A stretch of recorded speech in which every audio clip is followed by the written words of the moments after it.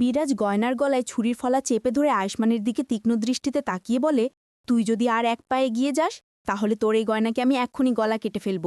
এবং সেই সাথে বিরাজ যখন রুমের দরজাটা খুলে দেয়, ঠিক সেই মুহূর্তে গ্রামের সকল মানুষজন রাইসেন পরিবারের প্রত্যেক সদস্যের ওপর ঝাঁপিয়ে পড়তে থাকে। ঠিক তখনই আয়ুষ্মান এবং গয়না দুজন মিলে গ্রামের লোকদের একটু করে না আটকানোর চেষ্টা করে। এই ছোট্ট সুযোগটাকে কাজে লাগিয়ে রাইসেন পরিবারের বাকি সব সদস্যরা রাইসেন বাড়ির ভিতরেই একটি জরাজীর্ণ স্টোররুমে গিয়ে লুকিয়ে পড়ে। আর এদিকে তো আয়ুষ্মান এবং গয়না দুজন একসাথে গ্রামের লোকদেরকে ধাক্কা মেরে মেঝেতে ধাক্কা দিয়ে ফেলে দিয়ে সেই স্টোররুমের দিকে এগিয়ে যাচ্ছিল। ঠিক তখনই গয়না আয়ুষ্মানের দিকে ফিরে দ্রুত বলে, ডক্টরবাবু, আপনি তাড়াতাড়ি পরিবারের সবাইকে নিয়ে ওই পুরনো স্টোররুমে লুকিয়ে পড়ুন। গ্রামের লোকজনেরা আমাদের দেখে ফেলার আগে সবাইকে নিরাপদ করুন। ঠিক তখনই আয়ুষ্মান উদ্বিগ্ন স্বরে বলে, গয়না, আমি তোমাকে এখানে একা রেখে গিয়ে কি করে চলে যেতে পারি? তখনই গয়না দৃঢ়কণ্ঠে বলে, ডক্টরবাবু, আপনি আমার জন্য এখন চিন্তা করবেন না। আগে সববার তো আমি আপনার কথা মেনে চলেছি, এবার একবার আমার কথা শুনে নিন।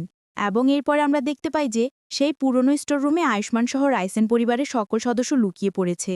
আর এদিকে তো বিরাজ এবং গ্রামের মানুষজন গয়নাকে ধরার জন্য ছুটে আসছে।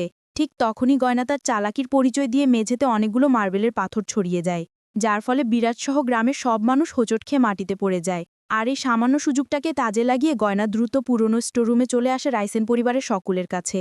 আয়ুষ্মান গয়নাকে দেখে তাকে শক্ত করে জড়িয়ে ধরে নিঃশ্বাস ফেলে। আর এদিকে তো বিরাজ গ্রামের লোকদের উস্কানি দিয়ে পুরো রাইসেন বাড়িতে পেট্রোল ঢেলে দেয় এবং সেই সাথে আগুনের কাঠিও জ্বালিয়ে দেয়। রাইসেন বাড়ি তো ধীরে ধীরে পুড়ে যেতে শুরু করেছে। তাহলে কি রাইসেন পরিবারের এখন কি হবে?